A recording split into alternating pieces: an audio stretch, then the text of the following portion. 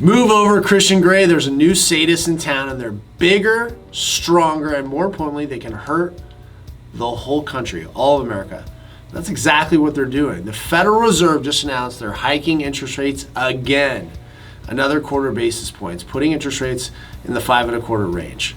Why? Because the hundreds of companies laying off workers isn't enough of an indication that their year-long efforts to curtail the economic activities isn't working. Not even the crashing real estate market is enough. Not the skyrocketing prices of groceries, it isn't enough. Even the Dominos of banks crashing and billions of dollars, taxpayer dollars being poured in to rescue these banks is not enough. They're punishing us. They're not at all worried about history repeating itself. Back in 2007, when the Fed raised interest rates so high, we experienced the worst economic downturn since the Great Depression. The Fed actually admitted they're expecting a recession. It seems like they're not trying to stop it from happening, which is what they're supposed to be doing. It's mind-boggling because they should know that increasing rates are just going to put more pressure on the banks, smaller banks that are already struggling.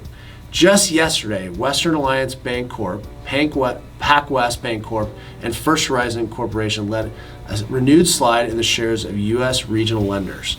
Western Alliance tumbled as much as 62%.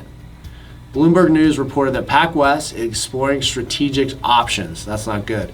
The bank plunged as much as 61% Thursday, the most intraday on record. Morgan Stanley analyst Mike Wilson said during a recent episode of the firm's Thoughts on the Market, saying we're facing a credit crunch. Credit crunch is when banks increase their lending standards. There won't be many that will be able to afford it. Fewer loans, in turn, would lead to less big-ticket spending by consumers and also businesses. All these are proving that tightening the Fed has been implementing it, and it's been working. FedEx is closing 29 locations. Amazon said they're going to lay off another 9,000 employees. USA Today has also reported that General Motors, an all-American brand, is planning to reduce its workforce. Bed Bath & Beyond is in the process of closing. So what is the point of raising interest rates another quarter basis points? The economy is tightening. People are losing their jobs, and we're on the brink of recession.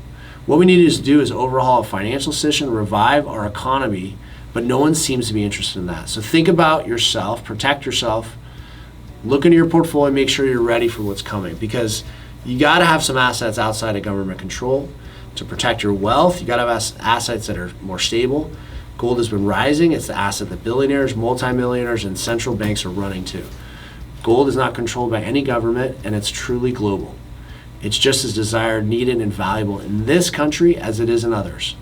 When everything goes south in the financial system, you have assets outside of the hold of the government, and it'll help your family continue to thrive during this environment. Invest in gold now.